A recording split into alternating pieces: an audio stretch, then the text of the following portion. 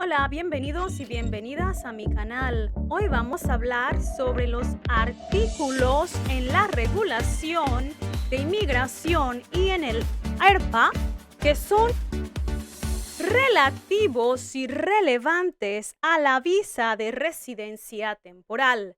En la segunda parte del video también vamos a hablar de los componentes e información que debe tener una carta de invitación. Acompáñame.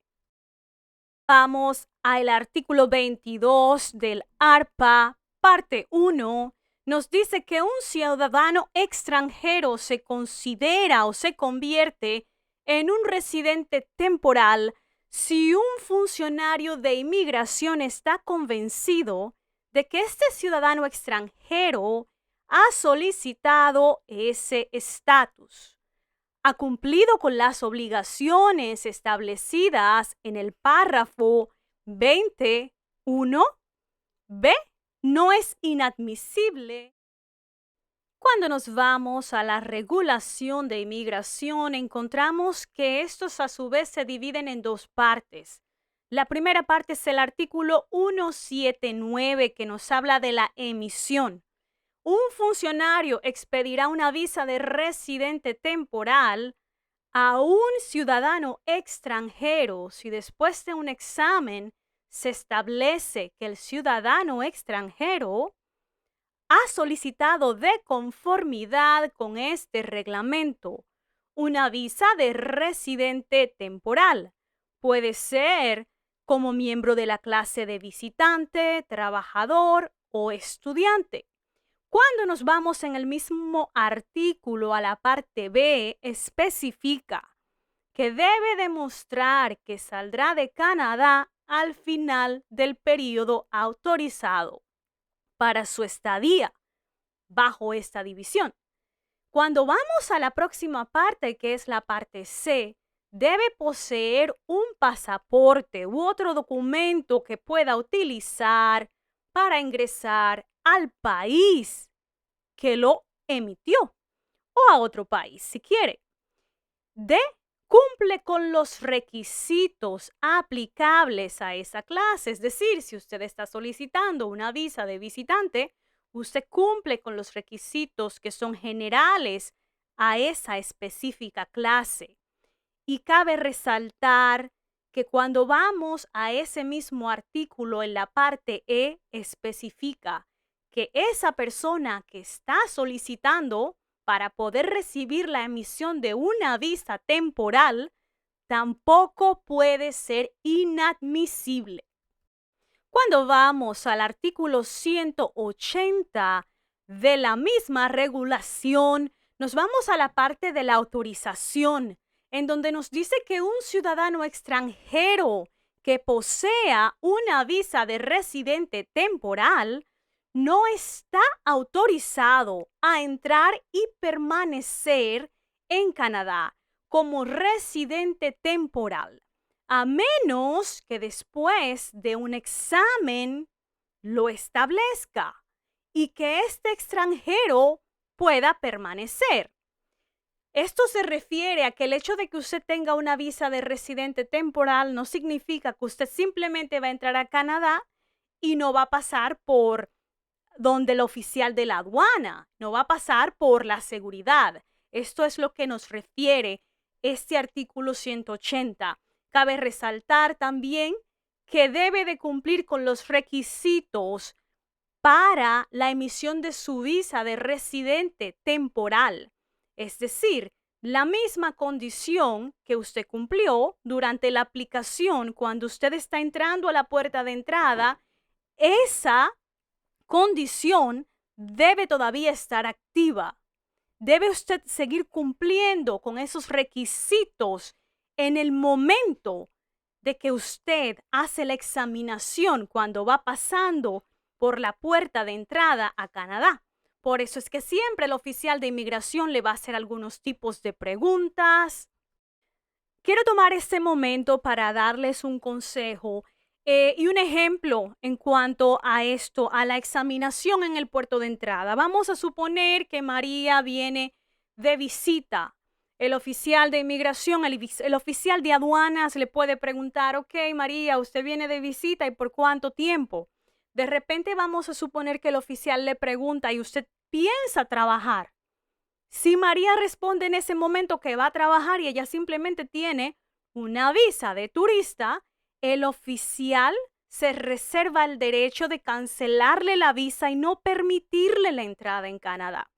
Entonces, esto es una parte muy importante. Hay que respetar las clases de la visa específica que usted tiene y nunca olvidar que simplemente por el hecho de que usted llegó al aeropuerto y está frente al oficial, eso no significa que usted va a pasar. Usted debe demostrarle al oficial de aduanas que los requisitos anteriores todavía están vigentes, que usted sí solicitó para venir a estudiar y viene a estudiar, que solicitó para venir a visitar y está simplemente visitando. Eso es muy, pero muy importante. Ahora vamos a pasar a la carta de invitación. Algunas veces, dependiendo del tipo de la visita a Canadá, usted va a necesitar una invitación. Una carta de invitación no garantiza que la visa va a ser emitida. Los oficiales de visas evaluarán y decidirán si usted cumple con los términos de la ley de inmigración para poder recibir esa visa de turista. Es importante resaltar que escribir una carta de invitación no significa que usted sea legalmente responsable del visitante. Una vez que llegue a Canadá, aún debe escribir la carta de buena fe. Debe decir la verdad y planear y cumplir las promesas que hace en la carta. En algunas ocasiones se le va a pedir que certifique la carta ante un notario. Es importante resaltar que la carta de invitación debe ser también adjuntada con la aplicación al momento de la solicitud de la visa. La carta de invitación, a su vez, se divide en dos partes. La primera parte es la información que debemos incluir de la persona que estamos invitando. El nombre completo, la fecha de nacimiento, la dirección, número de teléfono, establecer y especificar en la invitación la relación con esta persona, el propósito del viaje, cuánto tiempo planea quedarse la persona en Canadá, dónde se quedará la persona, cómo pagará los gastos y cuándo esa persona está planeando salir de Canadá. Pues como lo mencionamos en los artículos de la ley, del acto y de la regulación, debemos demostrar que al final de nuestra visita nosotros vamos a regresar a nuestro país de origen, que tenemos arraigos, que tenemos cosas que nos atan a nuestro país de origen.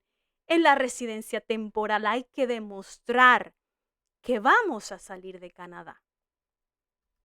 La persona que está expresando su invitación, que está invitando, debe incluir la siguiente información: nombre completo, fecha de nacimiento, dirección y número de teléfono en Canadá, título profesional, especificar si es ciudadano canadiense o residente permanente, una fotocopia de un documento que acredite su estado en Canadá, como por ejemplo puede ser un certificado de nacimiento canadiense si nació en Canadá, una tarjeta de ciudadanía canadiense si es ciudadano naturalizado o el certificado de ciudadanía, una copia de su tarjeta de residencia permanente.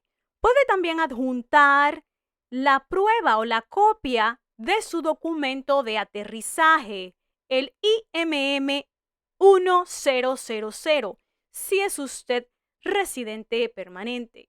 También debe especificar detalles de su familia, como nombres y fechas de nacimiento de su cónyuge, dependientes.